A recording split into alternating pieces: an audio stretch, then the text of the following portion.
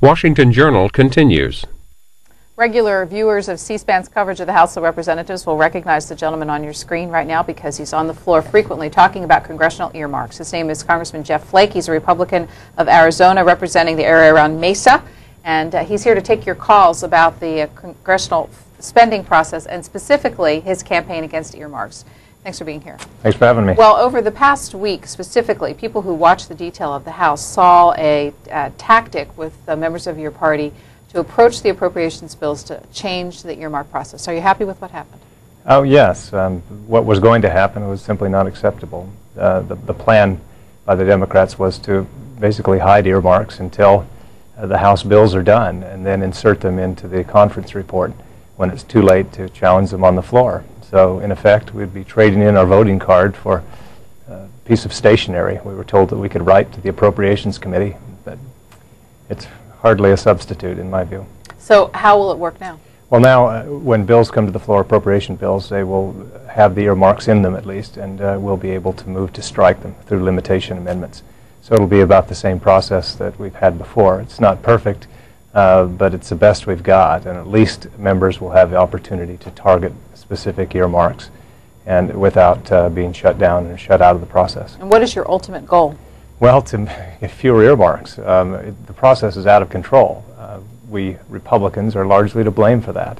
The Democrats came in, talked a lot about it in the last election, and I think part of the reason we lost, and lost so badly, was because of earmarks, because we ran amok with them. Democrats came in and enacted some pretty good transparency reforms. In fact, I thought they were maybe a little better than what we had done in the fall.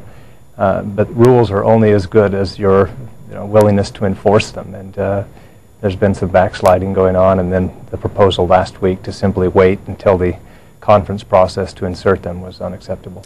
Given the fact that you suggested it was that the process ran amok, as you describe it, during your own party's tenure as the majority, do you think there might be some skeptics about what's happening on the floor and your colleagues' real zeal on this process? Yes, and that skepticism is well-founded. I hope that we found religion on this. I really do. But time will tell. And there are some 30-some thousand requests for earmarks sitting before the Appropriations Committee, and my guess is a good chunk of those are from Republicans. And I wish that we had taken a more proactive stance against earmarks, but maybe we will now. Let's get to phones and have you be part of this conversation. Here are our phone lines for Republicans watching us this morning: 202-737-0001. Democrats who'd like to talk to Congressman Jeff Flake, the number 202-737-0002, and our independence line here at C-SPAN, 202-628-0205. Let's kind of take this out of Washington talk and have you explain why this whole campaign that you're on matters to the people watching us at home.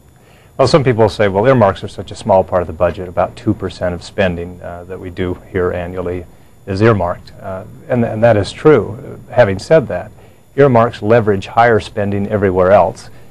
Typically, once you get an earmark where you designate a specific pot of money for a specific entity, either in your district or outside, then you're required to support that bill. If you don't, you risk losing your earmark, and that's why you have appropriation bills, often which are bloated among Republicans, among Democrats as well, get overwhelming support.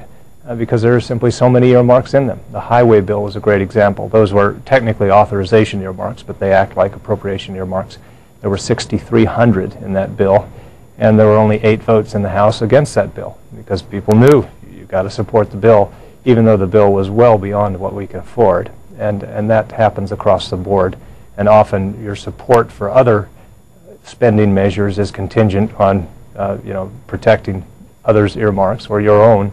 And so it leverages higher spending everywhere else. And I think people are not just turned off in Washington by the level of spending. We've overspent as Republicans. The Democrats are planning to overspend even more. But the type of spending, when you're spending money on a bridge to nowhere or on a swimming pool in California or a teapot museum, I think people are offended to see their taxpayer money spent like that. Unless it comes home to their own district? Well, sometimes even then. I can tell you some of the spending that goes on in my district I'm offended by. Some of it is earmarked by members, some of it is earmarked by the administration or the designated. But we in Congress set up those accounts. We set up grant programs for the Department of Homeland Security, for example, to spend money out of. And some of that spending, even in my district, is absurd. The federal government should not be spending that kind of money. Throughout history, congressmen have always touted bringing home the bacon to their district. Right. Before earmarks became the popular way of doing that, how was that accomplished? Well, typically it was there were very few. You had, for example, the highway bill. 1982, I think there were 10 earmarks in the entire bill. 1987, Ronald Reagan vetoed it, famously saying, "You know, I haven't seen this much lard since I handed out blue ribbons at the county fair." By 92, there were 500 earmarks. By 98, 1,800, and then in 2005, there were 6,300. When we took over in 94, I believe there were, depending on how you count them, about 1,000 earmarks total in all appropriation bills. And in 2005, I think we topped 15,000. So prior to that, sometimes you'd go to a chairman and say, "Will you put this spending measure in?" Or the chairman would just put their own measures in. So there have been earmarks going way back, but this level, never. And for some bills like labor HHS, it used to be earmark free, and now that is a magnet for earmarks. You have thousands of earmarks in that bill. And so you have accounts that have never been earmarked before that are now completely earmarked. Well, the phone lines are open. We'd like to hear your questions or your comments about this whole earmarking process of bringing funds home for pet projects, specific projects for individual members and senators to your home district. Mr. Flake is in his fourth term, his seventh year in the House of Representatives, and his name has been associated with this effort. But is it fair to say along those 7 years that you've made any progress? Have you ever had a victory that you look back and say, I got this one?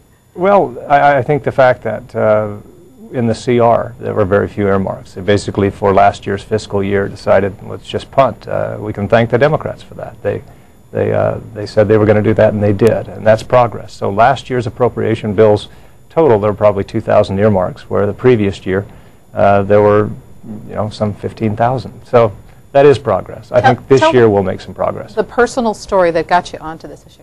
It's bothered me for a long time, even before I came to Congress. I was at the Goldwater Institute, a state-based think tank, and it was, I think, just like any taxpayer, I was offended when I heard about this kind of spending.